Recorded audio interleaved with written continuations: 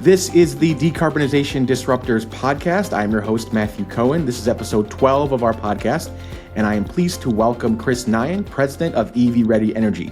EVready Energy helps clients with all things related to energy and electrification by offering turnkey EV charging services, including tailored consulting, equipment procurement, and installation services. Chris, welcome to the podcast. Hey, Matt. Thanks for having me. Yeah, it's a pleasure to have you. Excited to have a great conversation with you. And I was really interested in chatting with you, not just what you're doing today and your thoughts on kind of the EV revolution, but I was fascinated with your background because I saw that you really started not in this industry. I think you had an accounting background, accounting degree, and then made a pivot into field solar sales. So I was really curious into kind of what made you make that switch in your career, what light bulb, so to speak, turned on that got you in the path that you're in now. Yeah. So to start in the accounting space, I just, my father owns an accounting firm, and I always thought that that's what I was supposed to do, because sometimes when your family has like a family business, you kind of feel like you have to do that. And so tried to get into that a little bit, but I couldn't really just what wasn't for me. And I was actually studying for the CPA exam at the time in California, and a gentleman had a Tesla Model S, like it was one of the early ones, like one of the initial ones, and I never saw the car before, so I stuck my head in it. And once he realized I wasn't trying to steal the car, he did what any good Tesla owner would do back in the day, and he let me test drive it. And obviously, just like anybody, why everyone's so passionate about this industry kind of starts with like that emotional feeling the first time you drive an electric car, and then everything from there, you start doing the research and like seeing that, hey, this is a broader energy play, and that's kind of how I, initially got into the industry. The first company was a company that was owned by Elon's cousins, and eventually I transitioned over to the EV charging space after 2 or 3 years on the energy production side, went to the energy consumption side. So grateful that I found the industry, sort of tripped and fell into it by accident with a little bit of hard work, but glad to be here now. Yeah. And so when you started in your career, I mean, were you literally going door to door doing solar sales, or what was your job? Yeah, I was convincing people in the paint aisle to put solar on their roof is where I started. Started there, then kind of did like the in-house sales, then managed a region of the country. And one day I got a call from Elon's cousin, Lyndon, who was the CEO of Solar City. And he said, hey, can you help start Tesla Energy? So depending on how you define it, I was one of the first 4 employees over at Tesla Energy. And if you go into a showroom today, a Tesla showroom, and you kind of see the solar panels with the battery storage on the wall, that's what we did all those years ago. It's an awesome story. I mean, it's nice when you fall into things that turn out to be where you want to go in your career. So it's awesome. Yeah. So I'm curious in how EVready Energy kind of came to be, because as I understand it, and I'll let you fill in the blanks, is that you were at ChargePoint for a while, and then several people from ChargePoint sort of came together and created this solution. So I'd love to hear how that came together, but also kind of what motivated you to kind of move on and start your own venture. Yeah, so if you kind of look back at our leadership team and how we came together, we've all worked together at 3 to 4 companies now, Solar City, Tesla. A few folks worked at a small solar company in Vermont together, and ChargePoint. And so we just all knew each other very well. Kind of what catapulted it was, so when I got into the space, I didn't know much about charging. And my initial job was to help build a nationwide fast charging network. And part of that was understanding the economics of that fast charging network.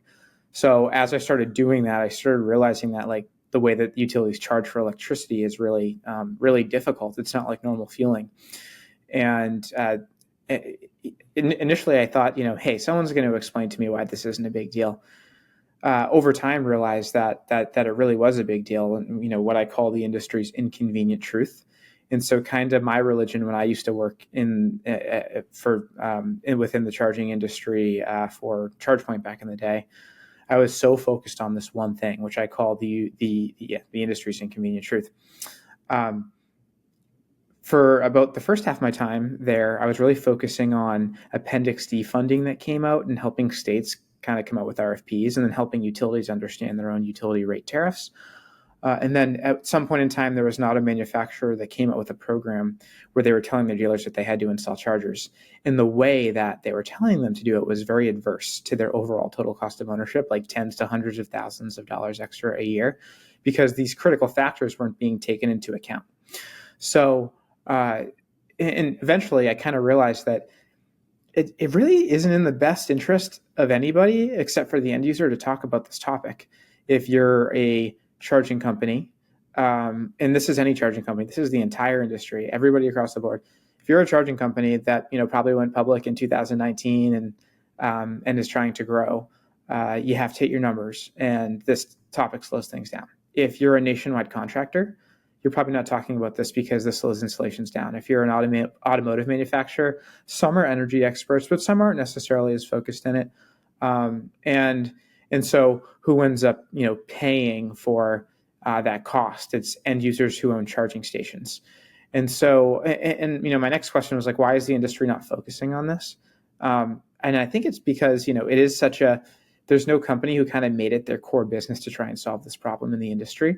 And so that's what we've done. We've essentially created a product and a service that focuses on utility resiliency, making sure that the power doesn't go out, utility economics, making sure that, hey, sometimes you can be 30% more energy efficient, but your electric bill can still triple. And so why, and how do you prevent that from happening?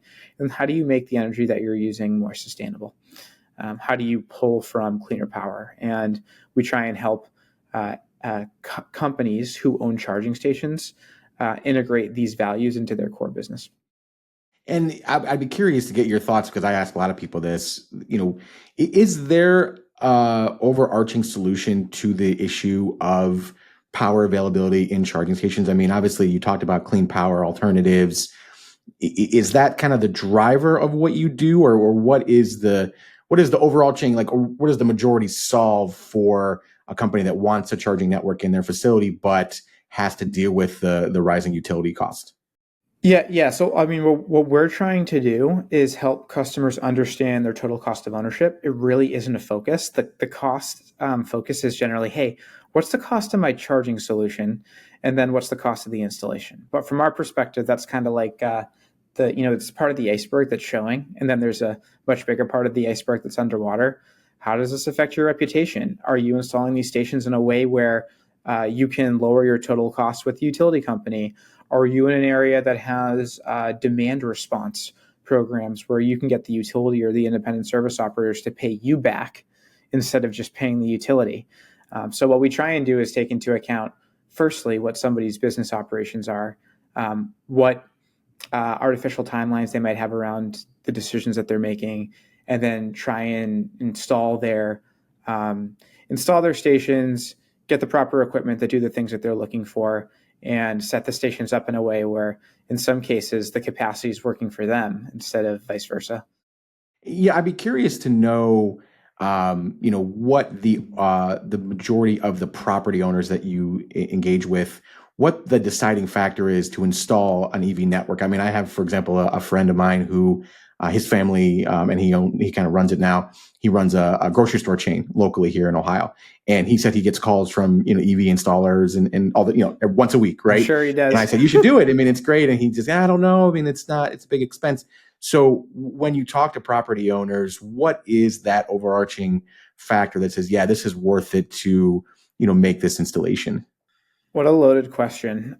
We could probably talk about this for an hour. And I think to start, I think the main question is, like, what is their core business and what are they trying to accomplish? And like, I'm just going to go through like different businesses and different ways to think about it, or sure. Even I'm going to start with states. In many instances, I've seen funding released across states where in states that are more rural, they've released funding where the stations don't have to be networked because, like, from the perspective of the state, they're like, well, we don't think that, these entities might have a ton of money in the rural areas. And so we want to get something there. And so we're allowing non-networked. But in those locations, that's where you need the networks, is when it's super rural. It could be, because right. If you go to a location, it's not networked, that's where disaster situations happen that you hear on the news. So that's one piece. Like, if you're talking about a grocery store, it kind of depends. Like, is it the person who owns the land? Usually if it's somebody who owns the land, they're looking to get like some type of a rent for the charging stations. If it's a business owner, usually they're trying to use the charging stations to to increase like the revenue that's coming like ring to register. I know I've seen statistics out there like, for some of these companies, if you install a fast charger, it's about $1 per minute in revenue that you're going to get for the average driver. And if you're talking about like a hotel, you're trying to increase occupancy. And so how do you bring the right experience? Actually, that's, I think, one of the big challenges in the industry right now is like, I travel a lot and there's no way in the industry that I know of, maybe there is, but no way that I know of where if you just want to filter for hotels and a map that has networked charging stations where you can see visibility, where you can schedule time where you can use a charging, like that doesn't exist in the industry right now. So that's kind of a challenging thing that, hotels should figure out. I think right now, a lot of them, like, what they're trying to do is put it on like an app or something, and it just says, we have chargers, but that's not enough information. You need a little bit more. And so I think like the real fueling convenience, you obviously want people on and off your property, but you also want to increase the ring to register. Some people are looking to make money selling electricity. So it really depends on like what somebody's core business is, what the relationships are with the other folks that are on the site. And I think, Matt, the alternative way I would answer that question as well is, I think back in 2008, if none of us knew what an app was, like a cell phone app, now it's synonymous. Right now, nobody understands how to tie software to like directly through ring to register. And I think that's going to happen over the next 5 years. And when that happens, like people are going to think about owning chargers differently. It's just, we're not there quite yet. Yeah, it makes a lot of sense. What you're essentially saying is once there's a clear line of revenue that they can see, it makes a lot more sense, which, I think would be, huge for building owners.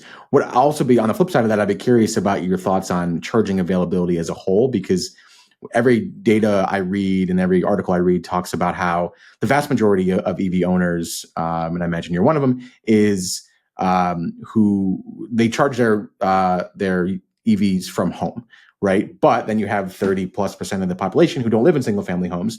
So how do we solve that problem? Is it more network, more of a gas station model? Is it really pushing for multifamily use? How do we solve that issue so that people who don't live in that single family environment can take advantage of EVs at an affordable price? Yeah, it's a tough one. And I don't think it's like a clear-cut answer. I think, and the other challenge too, Matt, to add to the complexity is like in a lot of these areas that are like multifamily, you have, 95%, 90%, whatever the percentage is, people with gas cars. And so how do you get the people, everybody feeling comfortable with making investments without feeling like the gas people are subsidizing the electric people? It's a difficult thing. So one thing that I've been seeing is utilities coming out with programs where they're specifically funding, like they have like a bucket for multifamily where like you can get a lot of these like heavily subsidized. Been seeing that. And the other one, like you said, this is the tough one, is installing fast charging stations in city areas. My personal opinion on that though is I don't think people are going to like, I think it's early adopters that sit at chargers for an hour. Mm-hmm. I think eventually we have to get like pretty close to gas parity in terms of time. So some of these cars that are coming out like 350 kilowatt battery management systems, once you're starting to get into like that period of how long it takes to charge, I think, people will be willing to do that in more like a city environment. But this is like a good example of, don't get me wrong, I'm an EV guy, but I do think in some of these areas, it's going to be slower to adopt. And in some instances, it's not going to make sense for somebody to have like a full EV. Like it might make sense to have a plug-in hybrid in certain circumstances. So yeah, I guess I don't have like a polarizing opinion on this. I just think like, if we can throw more funding in those areas versus in some of the other areas where home charging is more prevalent, that would be helpful. And going off of that, I mean, I think you would have a great perspective on this and kind of how we push back against the headwinds of generally the EV revolution. Because I think the frustrating thing that I see a lot is, I feel like the opponents of electrification are the ones that get to define it, right? Which is super frustrating. So, what is it? Is it a funding and policy point of view? Is it more market solutions like you're talking about? What can we do? Where's the tipping point to where it's going to become a fully market solution and people are going to really adopt it at a scale that we need? Yeah. So two pieces related to that. So, and this might be a different answer than you probably get from most people that are in the industry. So, number one is like, I would prefer a natural progression of EVs. I'm not like in love with like all the federal tax credits, and I like when utilities fund charging. I think that's really helpful. But so many like how many people bought an electric car over the last 3 years, and the car is depreciated like crazy because the technology is getting so much better, and then you add the federal tax credit into it, and you're kind of you're trying to. I think everyone's doing their best to try and create adoption by throwing money at it. But when you throw money at something, like it creates all these other types of problems. The way I look at this is a new technology. It's funner, better performance. It's safer. If you do it right, it's more convenient. It is just flat out, unless, middle of the country, sometimes there's not infrastructure. But I would say the majority of the time that people aren't going to drive or looking to drive electric, it's an education issue. It's not an actual issue. And as costs continue to come down and become more competitive on the gas side organically, I think people are going to choose electric cars like they chose smartphones over flip phones. And I think when you do that, when you kind of don't force it on everybody, then it becomes their decision. It doesn't feel so partisan like it is right now, and it doesn't become a political topic. I think that's kind of like an unfortunate part of the industry right now.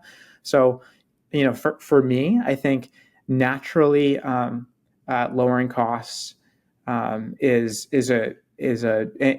people experiencing the technology is a great way to grow.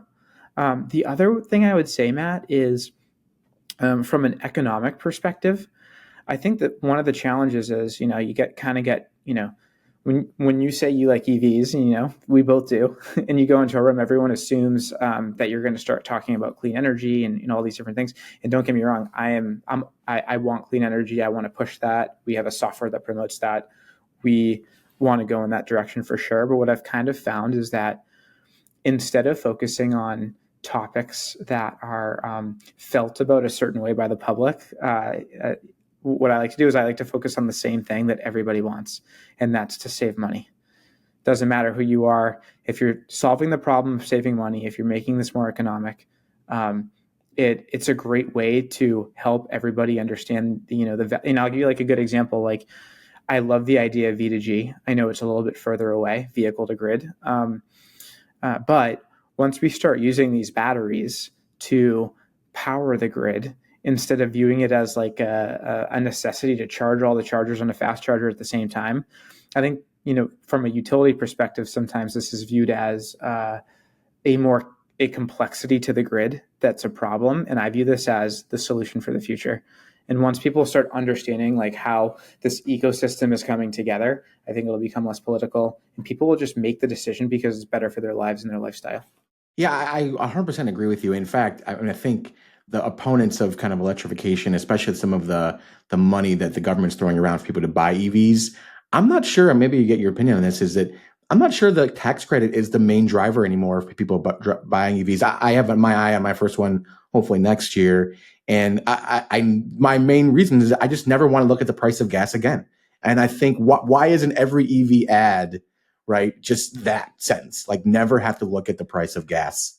I see that Cleveland Browns logo in the background there. So I know you're living in some cold weather. Yes. I got my first electric car in like 2014. And the only time I've driven a gas car since then is one time when I had to rent a car in Aruba. And not a bad place to rent a car. Yeah. No, it's not. It's not. I can't imagine ever stopping at a gas station again when I can charge in my garage. It is an incredible, beautiful thing. And especially in the wintertime where we are, awesome circumstance. You can regulate the car so when you get it in, it's always warm, and You can charge it at your house, so you never have to sit at a gas station. And it's funny because now when I go to gas stations, every once in a while when I'm in a car, like I can actually smell the gas more because I never go to it anymore. Right. So yeah, and look, like my family is not a pro EV family necessarily. Don't get me wrong. Like there have been a few people who have purchased an electric car, and those people love it. And slowly but surely, we get these people that very concerned about their lifestyle and changing how things are working, and then they get the car and they say, "This is awesome. This is a total no-brainer." But it's because they weren't sold. I don't tell them that they should do it. They just kind of get to that point where they hear enough and then they experience it. And then they're suddenly advocating like, yeah, 2 months ago, I thought all these things, but this is a much better lifestyle. And I think that's where we got to go. Yeah, I mean, it's. I think what you're doing is great, and that's why I want to ask about kind of what EVready Energy is doing now and what they're going to be doing in the future that we should tell people that's really helping with that electrification revolution. What's going on now? What are you doing that is really helping customers get through that process and making it simplified for them? Yeah. So we have a product called it's a professional service. It's called EVready Simplify. And it has 3 steps. So step 1 is called the EVready Playbook. Think about that like strategy. It's like before you spend the tens of thousands of dollars that this takes to put in charging stations, let's make a strategy around what vehicles are going to be there. What are the AC inverters? What do they take from a DC perspective? How is the volume going to scale over time? What's the weather in your location? And we can essentially, what is your utility circumstances? Policy? What state do you live in? And what we can do is spit out exactly how many charging stations you're going to need over a 10-year period. And that allows us to help future-proof a site to make sure that we're preparing the site the correct way. We also have a utility economics calculator, what we call it, where we can help people understand based on your utility, time of use rates, demand response, demand charges, exactly how much money it's going to cost you, how much money you could potentially make by making stations available and selling kilowatt hours, how much you could potentially lose in many cases. But that's the playbook. And so that's the first piece. The second piece is what we call EVready Guardian. It is a software that allows us to read the live building load and then communicate with the charging stations. So once, probably conversation for another day, but the utility tariffs are what make EV charging sometimes not profitable. And so if there's a load on the building that's going to cost a customer $1,000, $10,000, whatever it's going to be, if that load happens and someone comes in and charges, what will happen is our software will communicate with the charger and say, hey, there's a load happening in the building, so slow down the charging for a period of time to protect the end user from getting hit with excessive fees. Mm-hmm. So that's the second piece. We're also integrating battery storage and demand response programs within that software. And then the third piece is really just helping out pieces number 1 and number 2.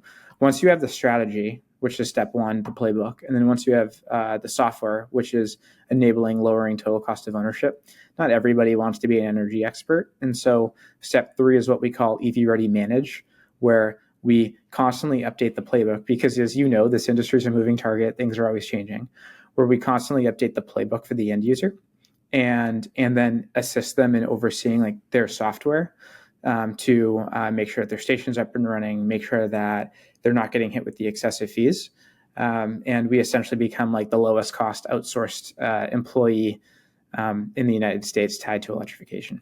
I mean, it's a great solution, and I think much needed, especially like you talked about in those middle America communities that want this, but maybe don't have the infrastructure to really help out. So, no, I mean, it's awesome. Anything that you want to share that's coming up with EVready that we should know, that people should get excited about? What should we tell people that they should pay attention to? Yeah. One thing that's exciting, actually, it's going to be announced probably before this podcast is released, but after the podcast is recorded, is we're partnering with a company called Voltus.